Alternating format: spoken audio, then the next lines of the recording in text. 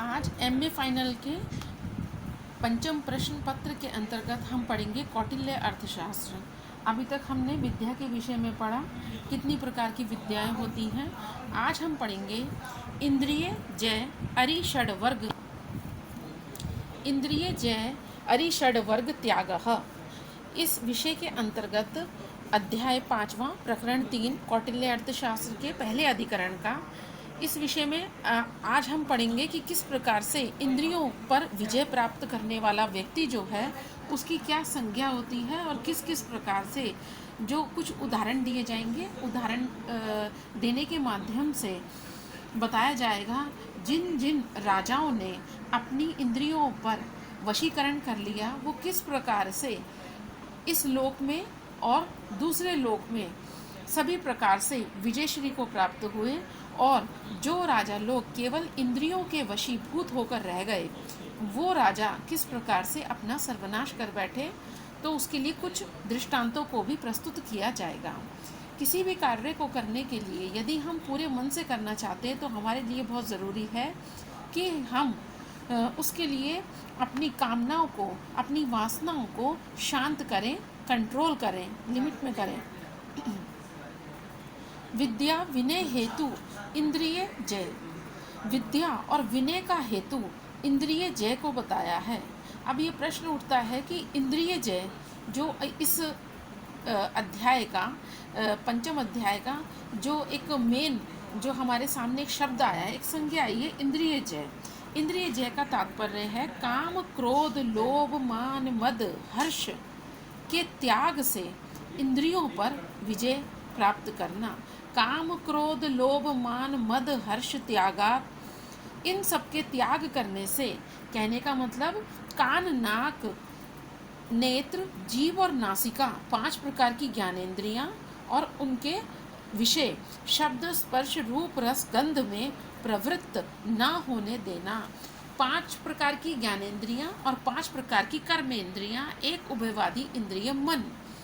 यहाँ पर वो कहते हैं कि जो हमारी ज्ञानेंद्रियां हैं उनको अपने अपने विषय के प्रवृत्त होने से, अपने विषय क्षेत्र में जाने से रोकने का जो कार्य है उसी को हम इंद्रिय जय कहते हैं।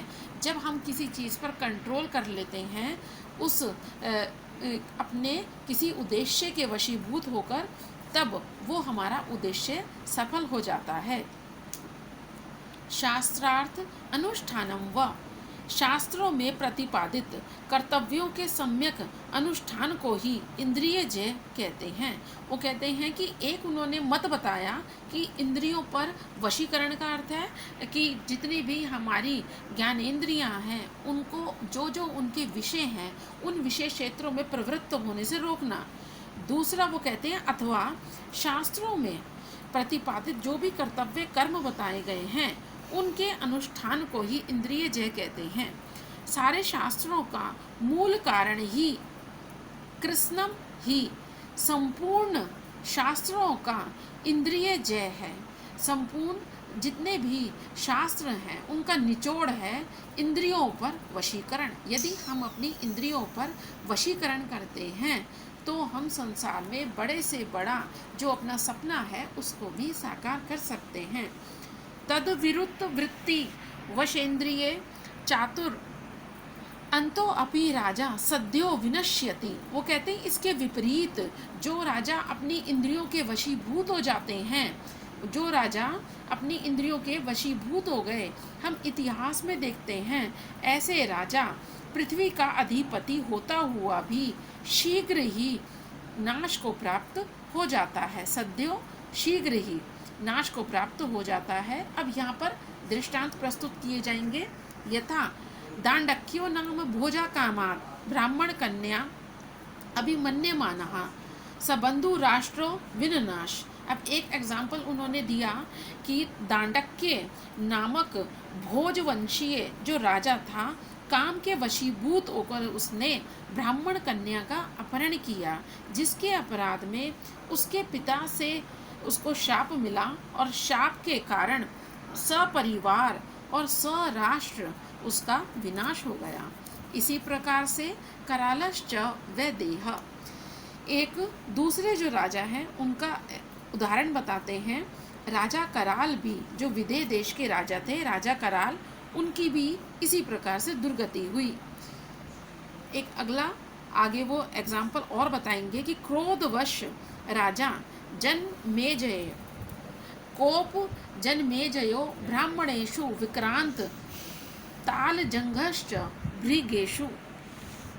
इसी प्रकार से क्रोध के वशीभूत होकर राजा जन्मेजय भी ब्राह्मणों के साथ अपनी दुश्मनी या कलह मनमुटाव कर बैठा और उनके शाप से, ब्राह्मणों के शाप से नष्ट हो गया।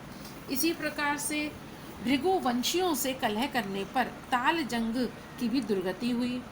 लोभ से अभिभूत होकर ईला का पुत्र पुरुरवा चारों प्रकार के जो वर्ण हैं, ब्राह्मण, क्षत्रिय, वैश्य और शूद्र, इनसे अत्याचार पूर्वक धन का अपहरण करने के कारण उनके शाप से मारा गया। उसने कैसा घृणित कार्य किया? उसने चारों वर्णों से, चारों जो वर्ण हैं उनसे अत्याचार पूर्वक उनको दुख देकर उनसे धन ऐंठा, धन उनसे लिया। धन का अपहरण करने के कारण उनके शाप से वो मारा गया। इसी प्रकार से सौवीर देश के राजा अजबिंदु का भी हुआ। सौवीर अजबिंदु, इसी प्रकार से सौवीर के जो राजा हैं अजबिंदु, उनका भी ऐसा ही एक दृष्टांत मिलता है हमको इतिहास में। वो भी इसी प्रकार से नाश को प्राप्त हुए।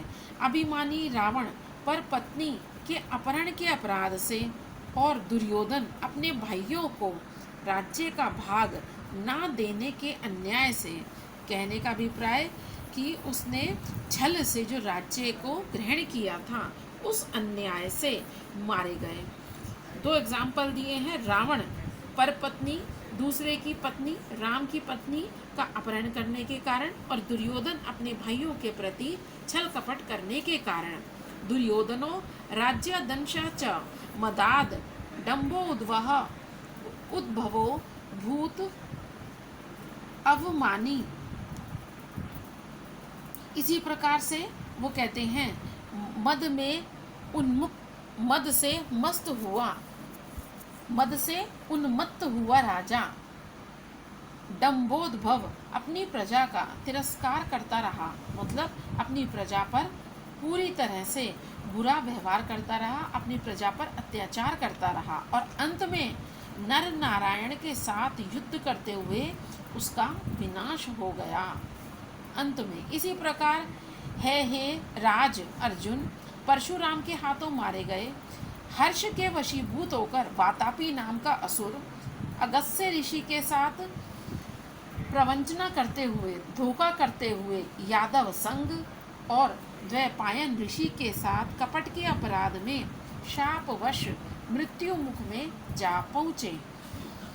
अब इसके अंत में एक, जैसे अभी तक हमने देखा सबके अंत में एक या 2 श्लोक आते, तो उसी प्रकार अभी श्लोक है।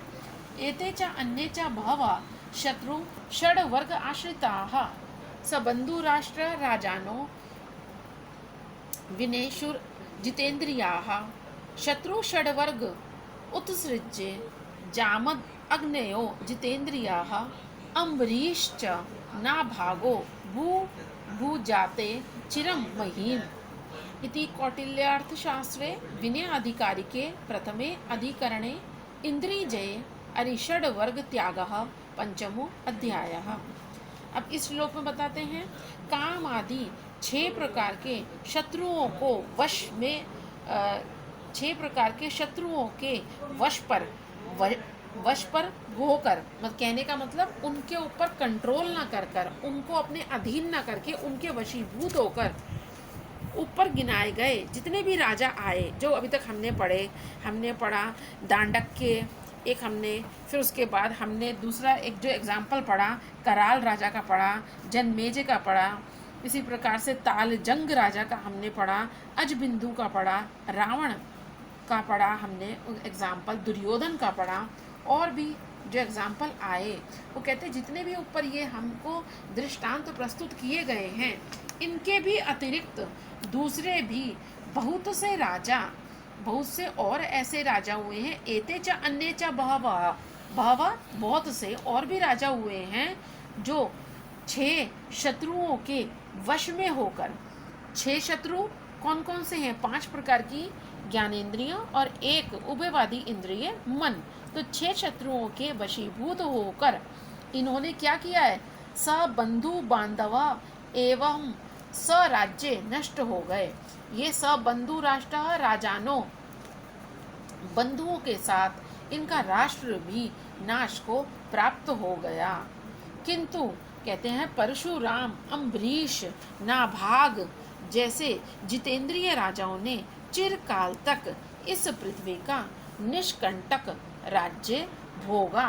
अम्बरीश च नाभागो भूभा जते चिरम महीम, लंबे समय तक, चिरकाल तक महीम पृथ्वी पर शासन किया। पहले वो एग्जाम्पल आए जिन्होंने जो अपनी इंद्रियों के वशीभूत हो गए, अपनी इंद्रियों के अकॉर्डिंग काम करने लगे और उनकी इंद्रियों पर कोई कंट्रोल नहीं था, वो पतन को प्राप्त हुए। दूसरी ओर जो एग्जाम्पल आए परशुराम, अम्बरीश, नाभाग, ये जितेंद्रिय राजा थे, जितेंद्रिय जिन्होंने अपनी इंद्रियों पर वशीकरण किया और लंबे समय तक पृथ्वी पर शासन किया। अब इसके आगे का हम पढ़ेंगे अगली कक्षा में।